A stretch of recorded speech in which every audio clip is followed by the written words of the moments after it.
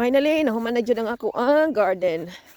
So ako siyang gikuan no, gibutangan ako siya og fence diri para dili makasulod ang ato ang mga rabbits.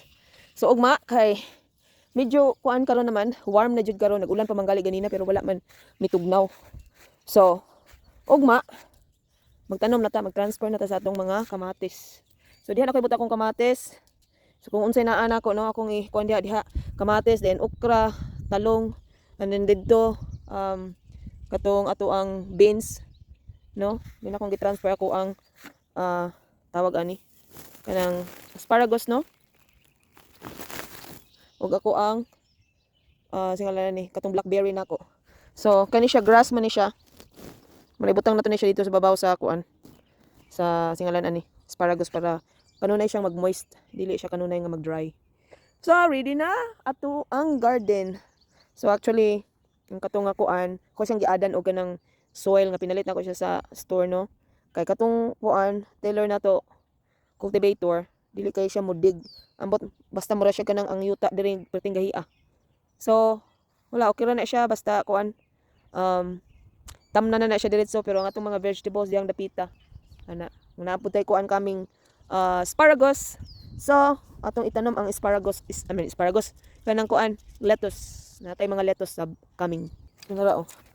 Ito na siyang butangan kay aron dili siya mag-dry no, asparagus. So finally kuan siya kanang kuan siya sa tawag ani nabang sa grass ni siya pag mow ni Michael iyang gikuan ay nabalik man ni oh, wala man gud na siya gabantay gud. So ato na siyang butangan kay para dili siya mag-dry. After kuan ani after 3 years pwede na tang mag-harvest sa sulod sa after 3 years harvest ka, balik 20 years every year ni siya nga mo pop up diha, every year ka nga mag-harvest sabo, di ba? Ano na siya kasayon 20 years, imagine 3 years na mong pinaabot gikan sa imong pagtanom, dali ram kani siya similyahon. And then pag after 3 years magsugod na din kag harvest, and then 3 years 20 years pwede mo hinarvest, imagine that, di ba? Atong asparagus mga madi ingon na pa siya gitsura basta first year pa lang ingon na siya gitsura kay kuan naman siya kanang ingon sila pa to ang iyang gamot is baby pa, so dili pa kay siya tantong gulang. Muna paaboton siya mag 3 years aron magulang ang iyang mga gamot, daggo na din na siya sa 3 years. After 3 years ang iniguha ana nila mubaga na dayon ni siya kada kuan mubaga, pwede na din ka mag-harvest, bali-on na nun lami man ni siya kay tamis-tamis. So napaka healthy ang ato ang kuan ang ato ang blackberry, katuman ni siyang thornless nya daggo ra ba kay ni siya bunga. So I think namatay ning ako ang kuan, ako ang tawag ani, ako ang grapes. So mopalit kog laing grapes kay naman ko i-trellis ibutang diring dapita. So ako na siyang ilisdan. So since kay really bugnaw naman gyud, bugnaw, warm na ba. Hoy Rocky, come here, get up, you're not allowed to come here inside. Rocky, come here, get out. So diha na to atong mga kamatis, kung plano dili kamatis, and then katong grape, tomato, tapos diha ang ato ang magtanom sa tao kanang kuan katong sugar peas from liso, tusok na to diha. And then whatever unsa ako matanom diha, and then ang ako ang beans, and then diri ang ato ang katong kalabasa nato no. So dako gyud, I'm so happy. So kung ako'y fruits, ako ibalhin to ako ang blueberries diri, diha to nako ibutang kay ngano kuan man to siya, dako man to siya nga bush man to siya, mo kuan siya mo taas ba, budako. So mao na siya mga guys ang atong kuan. So I'll show you my kuan apple tree.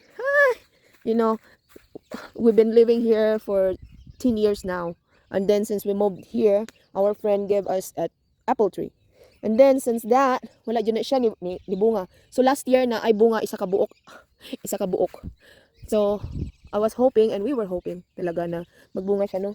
So karon actually ni bloom na gid siya. Karon pa ko kakita first time nga ang apple may bloom. Mo din ni siya iyang flowers no. Tingnan ana, mo din ni iyang kuan flowers sa apple. O di ba? Ang gwagwapa kaayo, daghang kaayong bunga guys. Dapat dito daghang kay sa tanan. Kana diha dapita daghang kaayo. So kung wala na siya bunga diyang babaw, ako na siyang putlon. No, putlon ako na siya dito dapita para dili kay siya mudako. Kay I don't want nga mudako na siya kaayo kay ngano. Kuan man siya good kanang taas na dayon kay siya kung mudako pa siya kaayo, di ba? Dili na nato maabot ang bunga. So ato na siyang ikuan lang, i-prune. So daghang kay siya bunga no.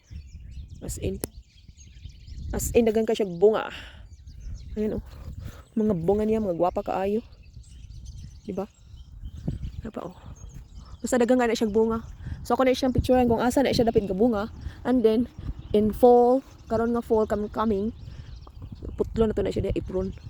No kanang sa tunga, apron lang na sa tunga. And then i-clear na to ng kuan para dali ra kay ang harvest na to, dili kay tag-as. O di ba? So mao to mga besh, nato na siyang i-close kay we don't want any kuan, any rabbits nga mosulod no. Kinahanglan din ako na siya butangan og kuan no. We don't want any rabbits nga mosulod. So i-close na to na siya. Butangan ako na siya katong trellis kay para gusto ko magpalit og kanang grapes. So butang lang siya ni diya no. Kay init man kay siya diri. So butangan na to siya og grapes para nindot dayon kay siya. I'm so excited. Mara to babu.